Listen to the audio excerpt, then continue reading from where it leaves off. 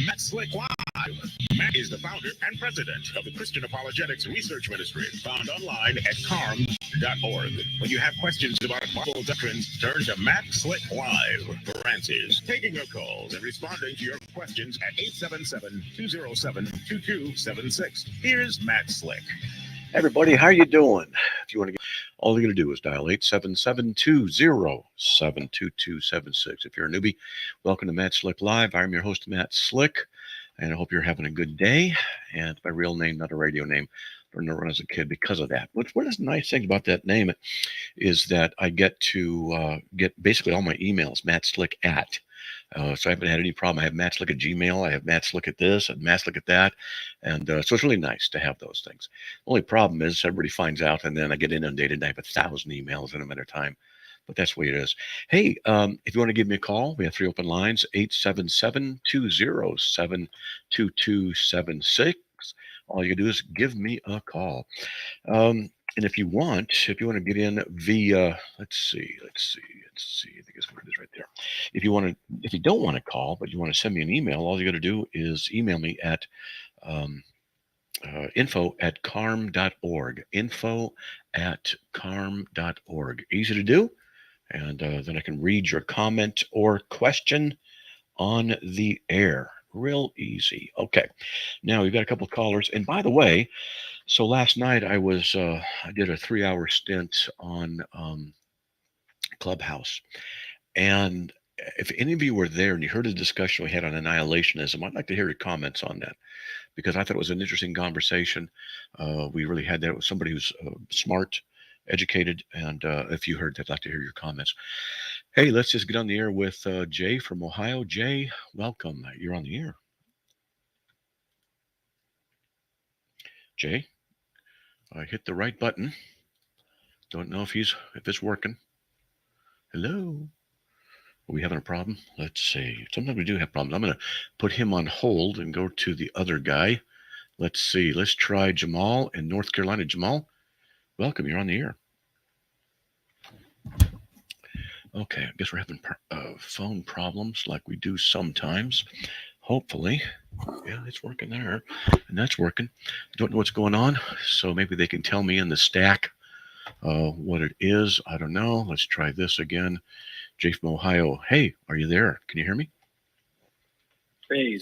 There we go. I had a little bit of an issue. It's all done. Oh, okay. All right, man. What do you got, buddy? What's up? Hey, Mr. Slick. I had a question for you, man. I'm going through 1st and 2nd Samuel in my Bible reading plan right now. Okay.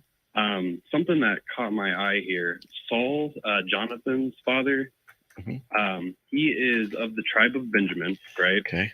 And through 1st Samuel, he's kind of chasing down and persecuting David. Yep. David being obviously like, I guess more or less you would say like a type for Christ or like a precursor to Christ before he arrived. Okay. Something that caught my eye though, Saul of Tarsus in the New Testament is also said to be of the tribe of Benjamin. Okay. And he's also persecuting Christ through his church. Mm-hmm.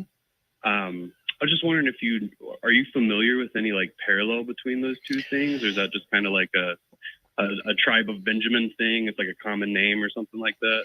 Well, that's a good question. And no, I'm not aware, but now you got me curious because tribe of Benjamin.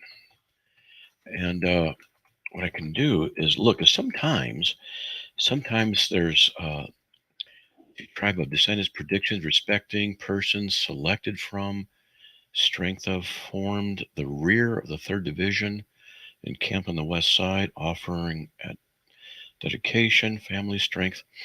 I'm looking for as a clue. It may or may not be there. I'm just looking for a clue because sometimes you find something like Benjamin rejected blah, blah, blah.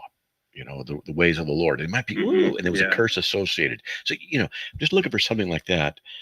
Top of my head, I'm looking in my new topical textbook on my computer and going through it has a lot of stuff about the tribe of Benjamin. And I don't see anything. Very numerous captains appointed over, remain faithful. See, it says remain faithful of Judah. So I don't know. That's a good question, though. It is. It's a good Okay. question. Yeah. Yeah. Yeah, it just kind of caught my eye. No, it's a good thing.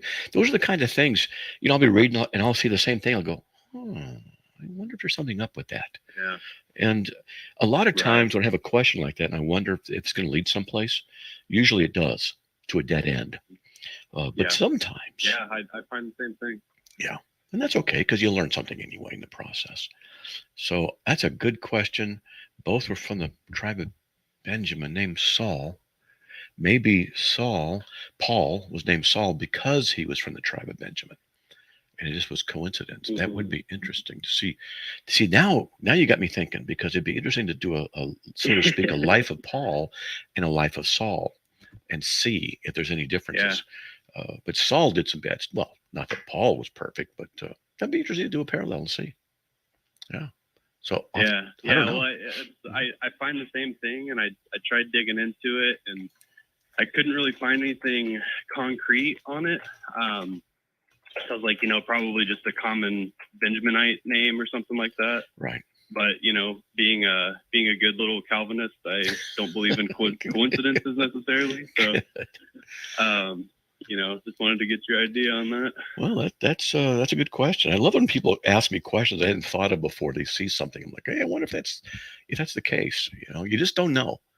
So good question. I wish I had a great answer, but I just don't. So sorry about that. So Cool. I need to study. I'm going to keep digging on it. I'll shoot you guys an email and see if I figure anything else out about it. If I do. Well, if you do, if you figure something out, call up and tell us what you found, because people might be going, yeah, I want to hear that. If you find anything, and so yeah, it's a good thing to look into. Good for you. All right. Cool. Yeah, we'll do. Thank you, man. I appreciate it. All right, buddy. God bless. All right. All right. God bless. Okay. Bye-bye. I wonder if there's anybody out there who's done a study on that, might know, have some insight on that. If you've done some study, you could write it up and, just a brief paragraph or whatever it is, and send it to info@carm.org, or even call up and say, hey, I studied that very issue, and you tell us what you found. So, the body of Christ comes together and does some good work. All right. We have 4 open lines. If you want to give me a call, 877-207-2276. Let's get to Jamal from North Carolina. Jamal, welcome. You're on the air. Thank you for taking my call, Mr. Slick. Hope you're doing well, sir. I am, by God's grace. So what do you got, man? Good deal. All right. Wanted to ask about Jesus turning water into wine. Mm-hmm. I've heard from a friend of mine that it was actually juice and not wine. Mm-hmm. And then it led to a conversation that Christians are supposed to drink juice and not wine. So I wanted to get your thoughts on that. Okay, so I'm going to answer the question, but I'm going to lay some groundwork. Genesis 1:1. I'm going to go there. I'm going to read something here, and I want you to see a parallel. In the beginning, God created the heavens and the earth. Now, in John 1:1, in the beginning was the Word. So both talk about in the beginning. In Genesis, it says the earth was formless and void. Darkness was over the surface. The Spirit of God was moving. Then God said, let there be light, and there was light. And then he created the heavens and the earth. He did all that stuff. Now let's go back to John 1:1. I want you to pay attention to the parallel. In the beginning was the Word was with God, the Word was God. He was in the beginning with God. All things came into being through him, and apart from him, nothing came into being. In him was the life. Life was the light of men. The light shines in the darkness is not comprehended. So we can see in the first 5 verses of John and the first 5 verses of Genesis, there's a parallel. In the beginning, we have the Word, God spoke, and there was light. And Jesus is called the light of men. So you can see the parallel. The reason I'm bringing this up is because Jesus, according to Colossians 1:15-17, the pre-incarnate Christ, the Word, is the one by whom the heavens and the earth were made. So this is important because I want to establish a concept. For by him all things were created, both in heavens and earth, visible, invisible, thrones, dominions, etc. He's before all things, and in him all things hold together. All right. So the Word said, let there be light. The Word became flesh, dwelt among us. In Genesis, God created things in their fullness. He created things in their maturity, created Adam, created the animals. They weren't young things that had to grow. They were all in the mature state. So when we ask which came first, the chicken or the egg, the answer is simple, the chicken. So what we get from here is that God works things in maturity now. Now let's go to John chapter 2. The third day of the wedding, Cana, on the third day. Oh, wait a minute. I thought of something. It says third day, the earth brought forth vegetation, plants yielding seed after their kind, and trees bearing fruit with the seed in them after the kind. And God saw it was good. It was on the third day. The third day is when the plants, vegetations were made, and wine is from the plants. That is interesting. Man, it's just interesting. The third day. That's the day when God created the plants, which is, grapes, and where we get wine from. Anyway, and so when the wine ran out, he said, "What do you?" It goes on, and he made 6 water pots. Now, notice again, 6 stone water pots that were there. How many days of creation? 6. 6 days of creation, because God rested on the 7th. There was no creation work there. So 6 stone water pots for the Jewish custom of purification, 20, 30 gallons each. He said, fill the water pots with water, and took it to the head waiter. The head waiter's job is to test the quality of the wine and to distribute it. He's an expert at it. That's what a head waiter is. So he says the water, which had become wine, it says the water become wine. It doesn't say juice. And he didn't know where it came from, where it come from. Every man serves the best wine, serves a good wine first, and then later the cruddy wine, because then their palate was a little deadened by the alcohol. He says, but this is the best wine. So everything about this is suggesting that it's actual alcoholic wine. Nothing in it says it's juice. Nothing in it at all says it's juice. Right. Okay?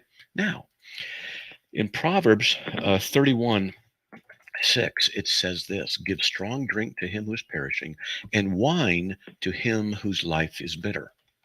So the Bible actually instructs people to have wine as a medicinal use to cope with things. That doesn't mean it's justified to drink and, just get drunk and things like that. That's not what's going on. So also, they said of Jesus, Son of Man came eating and drinking, and they say, behold, a gluttonous man and a drunkard, a friend of tax collectors and sinners. They called him a drunkard. Well, he wasn't a drunkard, but it says, wine drinker here, okay? Well, why would they say that? Now, the word there, drunkards, is oinopoktes, which is has to do with oinos, is wine. So what he's doing, he's saying he drinks wine.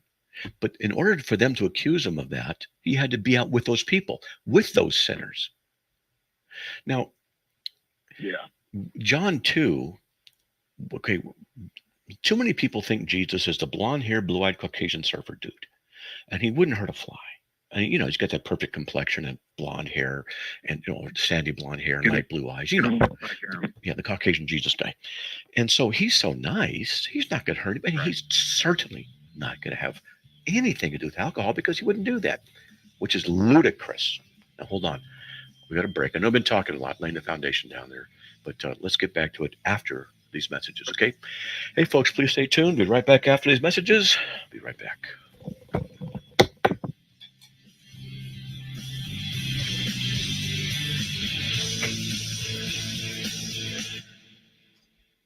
We live in an on-demand world. Time, weather, meals, and content. That's why the Truth Network has the Truth Podcast